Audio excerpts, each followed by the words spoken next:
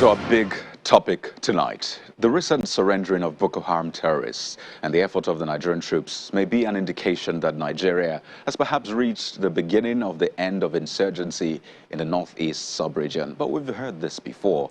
And earlier today, the governor of Borno State and the chairman of the Northeast Governors Forum, Professor Babagana Zulum, spoke about this and more at the 6th meeting of the Northeast Governors Forum in Damaturu, the Yobe State capital, where he asked Nigerian troops to ensure they pursue the terrorists in their enclave so as to allow farmers return back to their farms. Also present at the event were the governors of Gombe State, Inuwayaya, and the host governor, Mai Mala Buni. The governors of Taraba, Adamawa, and Bauchi State were represented by their deputies. To you, I say you are all welcome. The issue of insecurity, especially Boko Haram phenomenon, recent developments seem to indicate that we have reached the beginning of the aim of the insurgency, inshallah. As has been seen widely reported, Boko Haram insurgents have of recent been willingly coming out of their enclaves and drops and surrendering themselves to the authorities. The situation is overwhelming in its scope as it is gratifying in its impact. After sufficient consultation with our military and other security agencies, we came up with some strategic initiative to exploit the situation. We deliberately made the insurgents believe that surrender was the only responsible course of action available to them in the face of devastating onslaught by our troops, and pridefully grim prospect for them to accomplish their devilish goals. So far, thousands of Boko Haram insurgents have surrendered, and we are in the process of profiling them. So that was the chairman of the Northeast Governors Forum, Professor Babagana Zulum, governor of Borno State. But he wasn't the only one that spoke at that event. The host governor, Governor Mai Mala Buni of Yobe State, also had this to say. Take a listen. Prior to this advent of Boko Haram insurgency, the Northeast has to contend with desertification and desert encroachment, low rainfall and drought, among other natural factors, such as flooding that continue to affect agricultural productivity, being the major preoccupation of our people. Furthermore, like most parts of the country, the region is faced with the challenge of that of functional public and private companies to absorb the ever-growing number of skilled and unskilled labor in the area. Obviously, it could not be an understatement to say that the task before us is enormous and requires a collective and holistic approach. So that's part of what they discussed there. But another issue which is vital to one of the states in the sub-region, and in fact, the sub-region at large, was also taken up, but this time in faraway Abuja, where Governor Ishaku of Taraba State met with President Muhammadu Buhari. So let's connect the dots tonight. The security and development of the Northeast sub-region is our focus. And we're joined on the program tonight by the Executive Governor of Taraba State, His Excellency Governor Ishaku. He joins us from Abuja. Thank you, Your Excellency, for joining us on the program. Well, we'll begin with your meeting with the President Muhammadu Buhari today. It was sort of at the expense of the Northeast Governors meeting in Yobe State, where your deputy represented you. So you sort of managed to balance your national and regional obligations, as it were. What did you discuss with President Buhari today?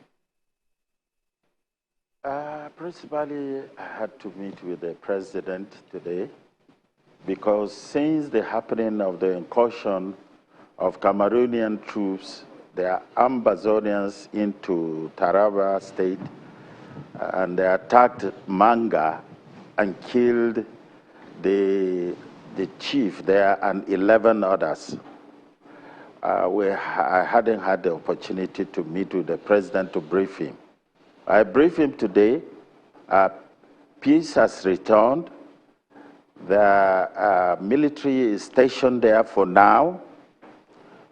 But I had to tell the President, as the Commander-in-Chief, we will need a permanent solution on the axis of not only Manga, but the axis of our continuous boundary with Cameroon.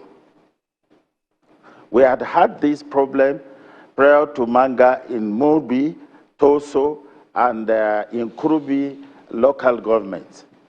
So today, principally, I was asking Mr. President, because Manga is by the shores of Lake Kashimila, and because of Kashimila Dam, the lake has gone in about 6 kilometers into Cameroon. So that provides an access for people in Cameroon to come to Nigeria and go to Cameroon from Nigeria. Therefore, we need to station a naval base and Air Force base to police the borders, and also a military base on a permanent basis.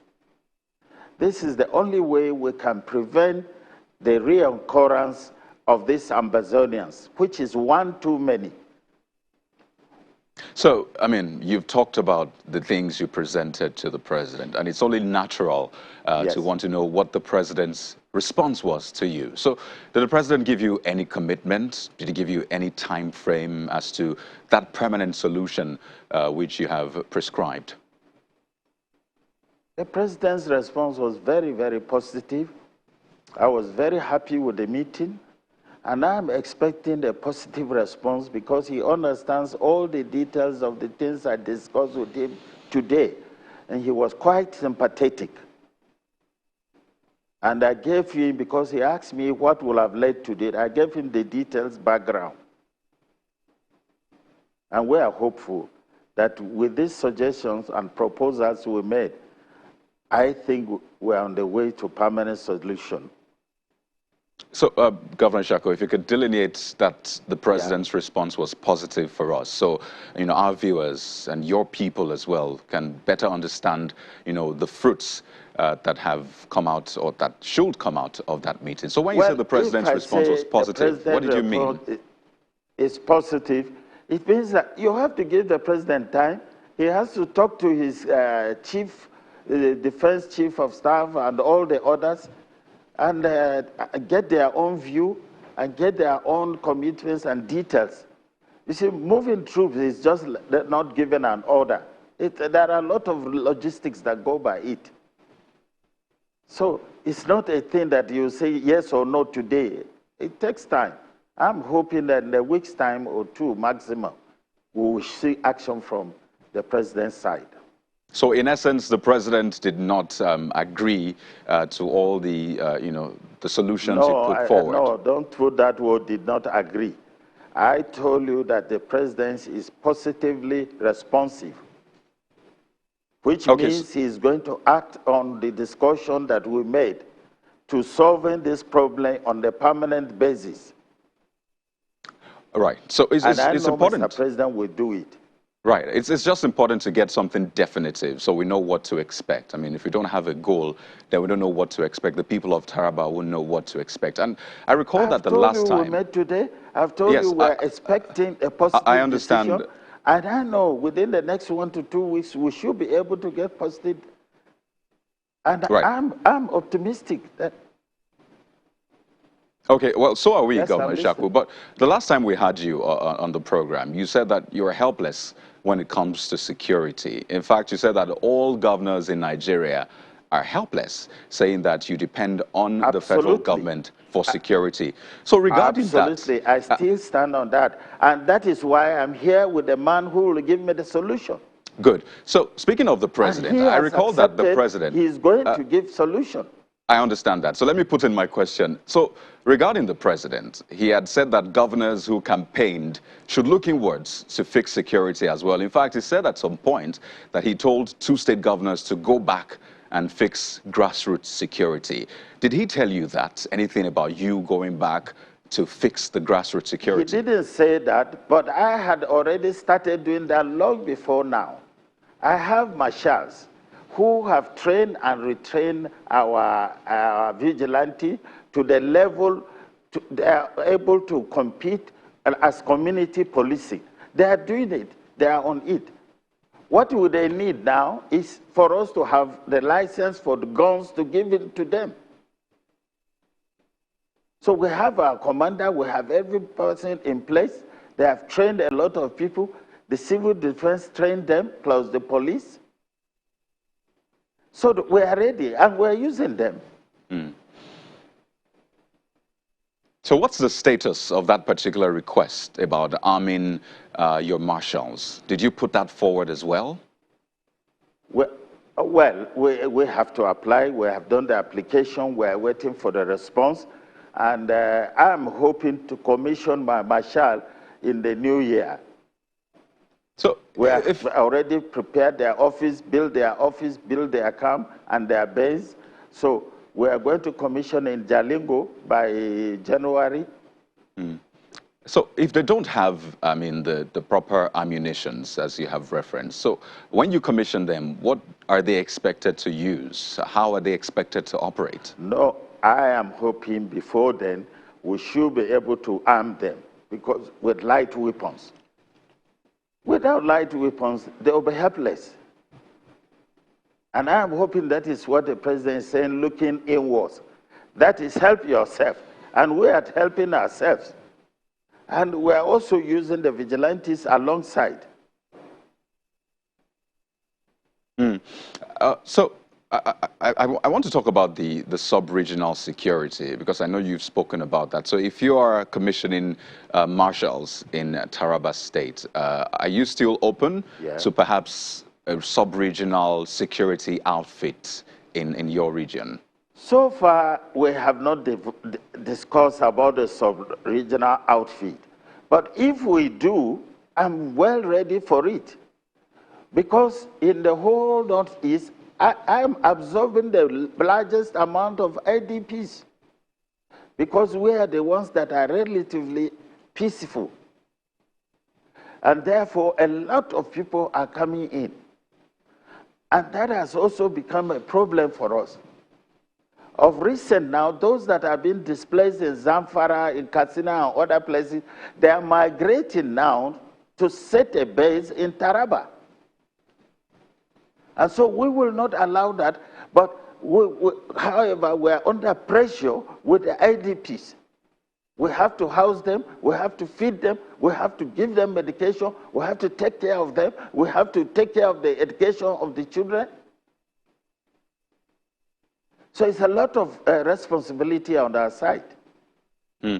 Just how many But IDPs? if a regional outfit comes, well, that will be good, because we'll be able to compare notes with one another and monitor those who are leaving one particular state to another. Right.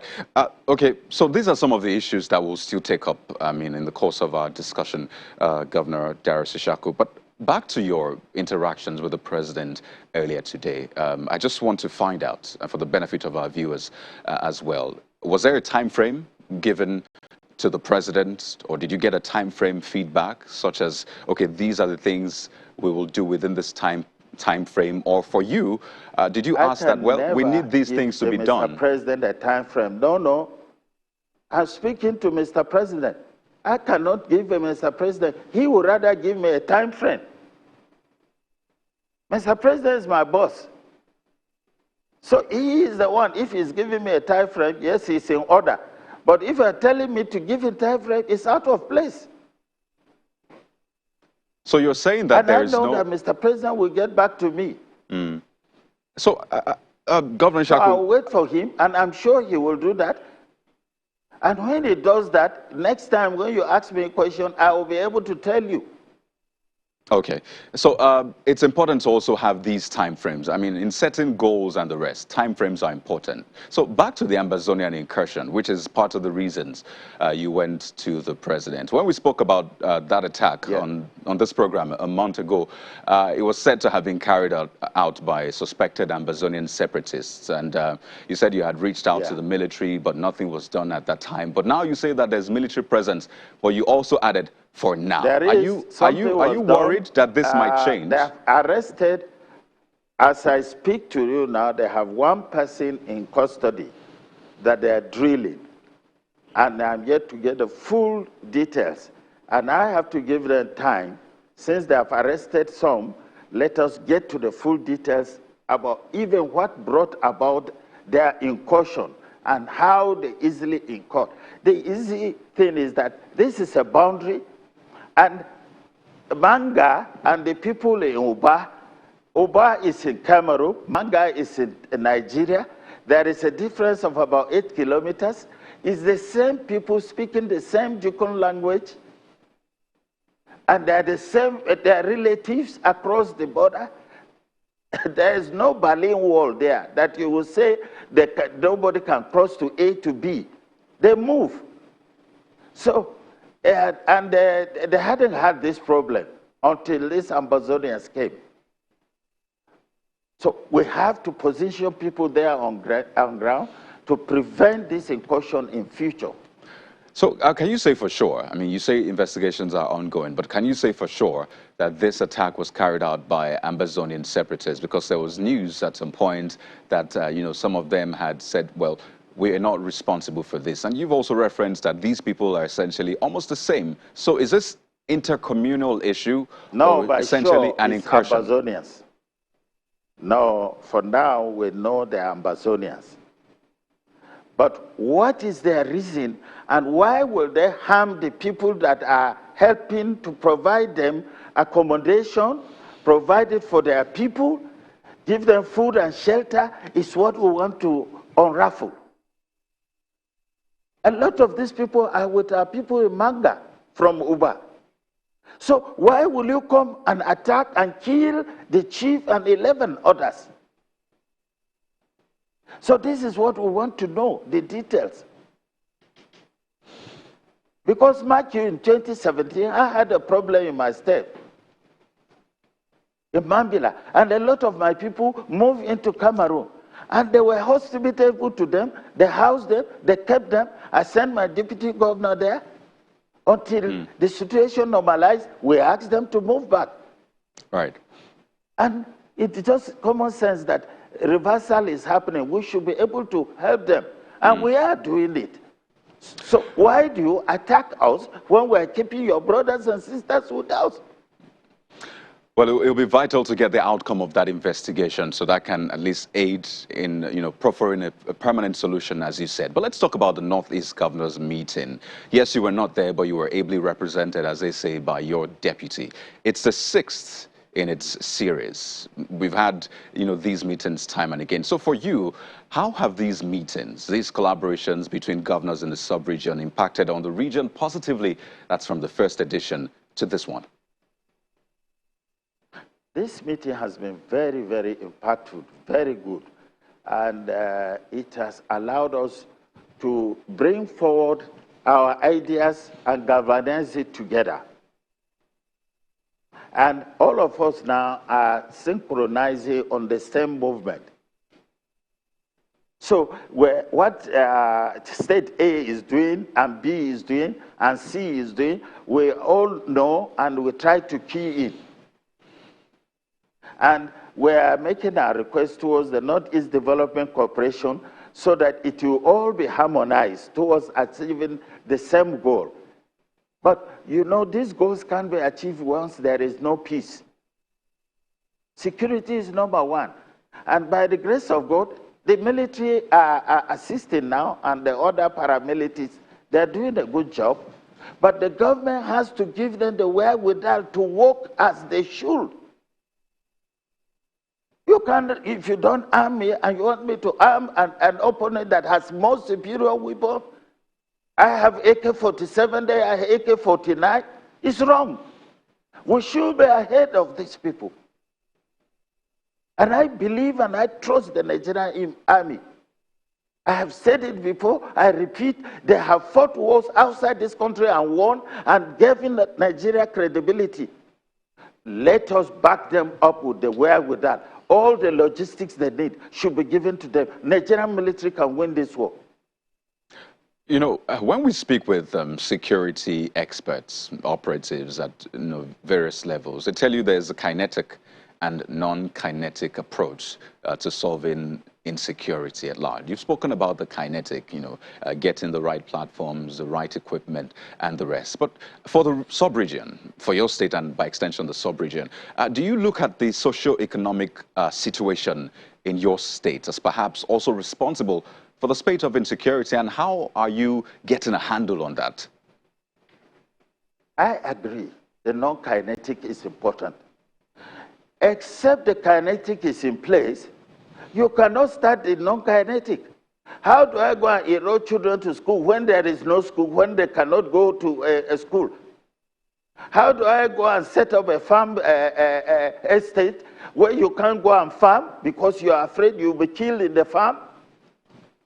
How do I set up an industry? Who is crazy enough to go and put an industry where there is Boko Haram and people will be killed in the factory? The non-kinetic follows the kinetic. That is, if there is peace, these orders of non-kinetic follow. We are doing it already, most of us. I'm doing it. There are a lot of places that we have problems within my state. There is peace now. We are getting it gradually, but we need to have a permanent solution. Right. So, and I think I'd like to explore that further, really, because you say that the kinetic comes first before the non-kinetic, but some experts will tell you that exactly. it's because the non-kinetic, or let me just use the word, the socio-economic situation was not well handled. And when I say socio-economic, I'm talking, unemployment, education, and the rest, infrastructure. And they say that's what pushes security or insecurity. Normal socio-economic. No, there is radicalism. The radicalism has nothing to do with the socio-economic policies or the socio-economic that the government is giving or putting in place. You have to fight this radicality. You have to de-radicalize these people before you come in with the socio-economic policies to follow. But Governor Ishaku, so I'm going back to the beginning. Can become busy. Pardon me, I'm going back to the beginning. Why would people be radicalized if they had access to quality education, if they knew better, if they had access to quality employment? Some of these radicals are very, very much educated. They speak good English. They know how to fire powerful guns. What do you tell me? There are educated people, a lot of them there. It's radicalism. You have to face it. You have to de-radicalize somebody. Tell me, somebody who goes into a village, he doesn't know anybody in that village, and he kills all the people. Is that natural? Is that normal? Even a lion in the bush, he does not attack to kill. It's only when he's hungry. But these people go kill human beings like them, that even animals won't do. So there is radicalism there. There's nothing, the fear of God there. There's nothing about, it's all radicalism. Governor Ishaku, it has been said that the best way to fight an ideology like this is to bring a stronger ideology. And time and again, I mean, that's why you hear that terrorists attack schools. They're essentially trying to break down that structure, formal education, so people don't have access to education. So bring about a stronger ideology. In terms, Western education is haram. Exactly. So bring about a stronger ideology. Ensure that people have access to healthcare, the basics of life. The basics of life, yes. You see, we politicians have to repolish ourselves to provide the social amenities to our people, to make sure that schools are available to even the poor, to make sure that water is there for the people, to make sure that they get food at affordable prices, to make sure they have decent homes. This is the problem for we, the politicians. But for us to develop such things, to get to that level, we must have a stable environment, a peaceful environment. So one of the sad outcomes of insecurity generally is having people displaced, internally displaced persons. And I know that's a big issue in your region, your sub-region, I should say. I know that the governor of Borno State has set a timeline. And for you in your state, you've referenced that you also have IDPs in the state. And I again go back to the question of timelines. Recall that we spoke about that earlier on. Do you have a timeline for ending this sad reality of IDPs, getting them back to their homes? You can set a timeline when you are sure that there's a stoppage in the insecurity.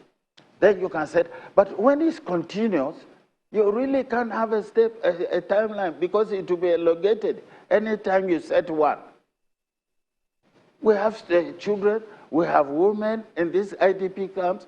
Some are giving birth, they don't even know the parents. Some are dumping the children. We are picking the children all the time. We are educating some. They are in primary school, they are graduating. We are sorting out the problem of trying to regroup families. We are trying to find some that have run away. They don't even know where the father and mother is. So all these are continuous things. You will continue as long as the insecurity continues. But when the insecurity is coming down, you will now be stabilizing, and you can then set a permanent timeline.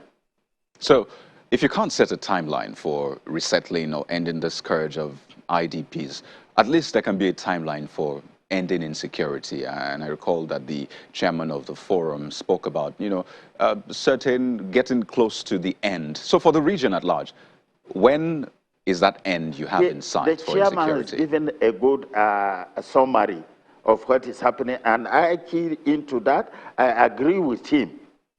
We are hopeful that we will get a permanent stoppage to this insecurity. If we get serious as a nation, I am sure in the next 9 months, we should be putting this behind us. And that is the time we'll roll out the non-kinetic policies, which we talked about earlier. Well, Governor Ishaku, we're now concluding... facilities. Pardon me, we're in our concluding moment, so we have about 2 minutes to wrap up this conversation, and I'd like to sneak in 2 questions. First, for IDPs, how many IDPs do you have currently in your state? We have quite a large number. I cannot tell you them offhandedly, because they are increasing on a daily basis. I wish I knew you are going to ask this. I would have gotten the detail from my people.